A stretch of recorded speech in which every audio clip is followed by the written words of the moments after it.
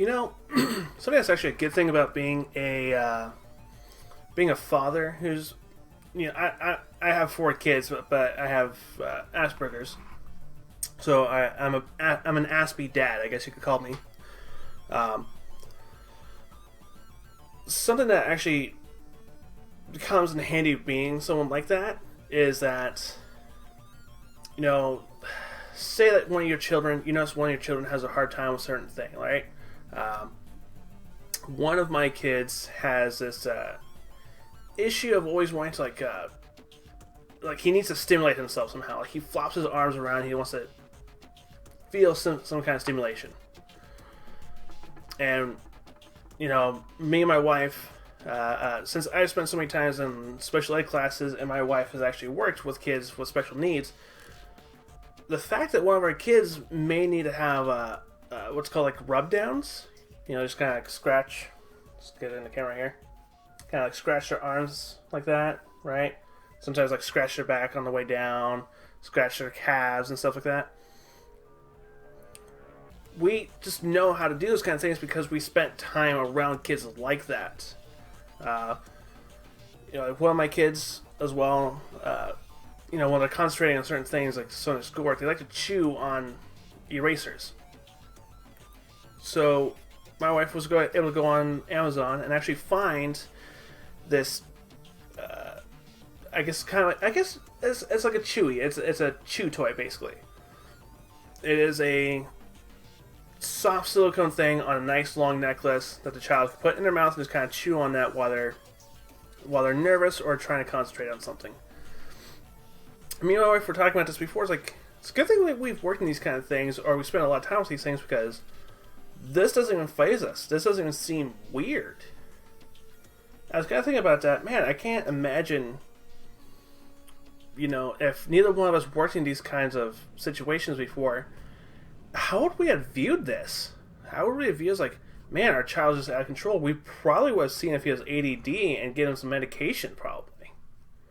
Which I don't think is always the best way to go. Medication is not always like, hey, let's go see a doctor and get some pills, That's not always a good way to go.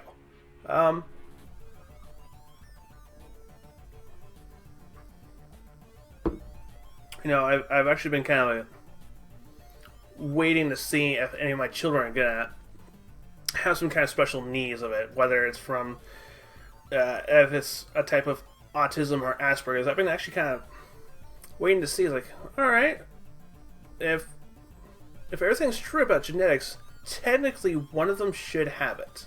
So far, no one has it so far, but we're able to see these kind of situations. Our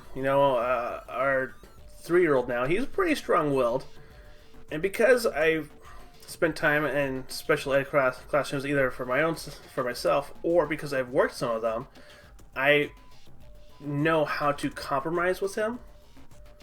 It's actually kind of it's been, I don't want to say like easy, but it's been interesting, probably easier to see how these things play out, and to know our child is like this. They like to do these kind of things. I've worked with that. I know what that's all about.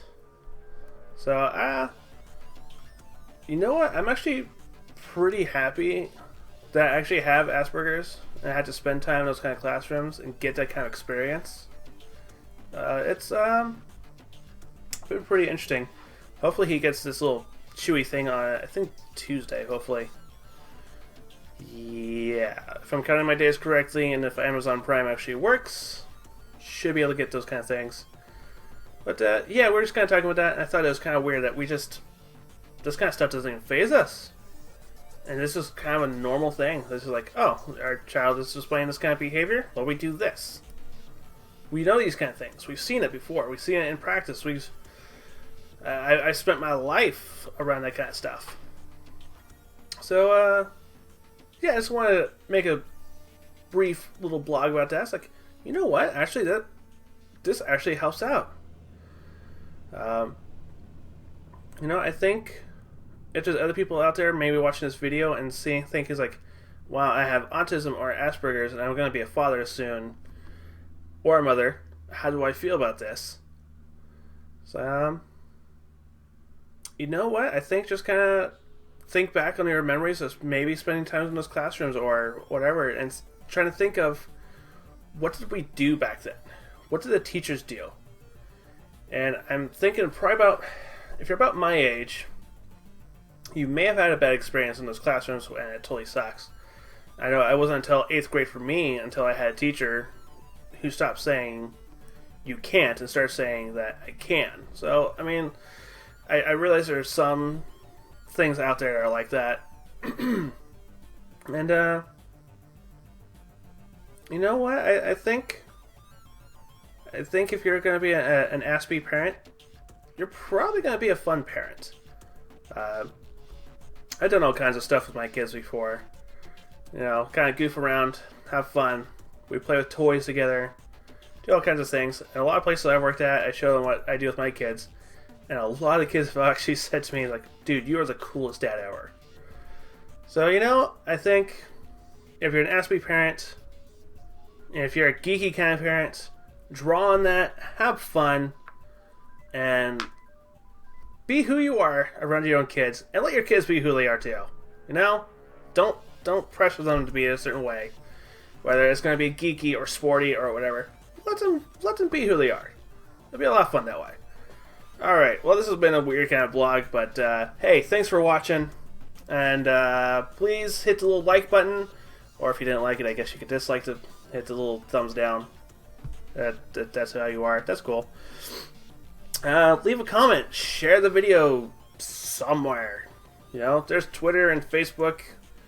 And some people still use MySpace, I think. So, yeah. Share the videos around. I'm getting lots of views, and I'm so thankful for those views. And, again, pass it on. Share the stuff. Okay, we're gonna go now. Thanks for watching. Bye-bye.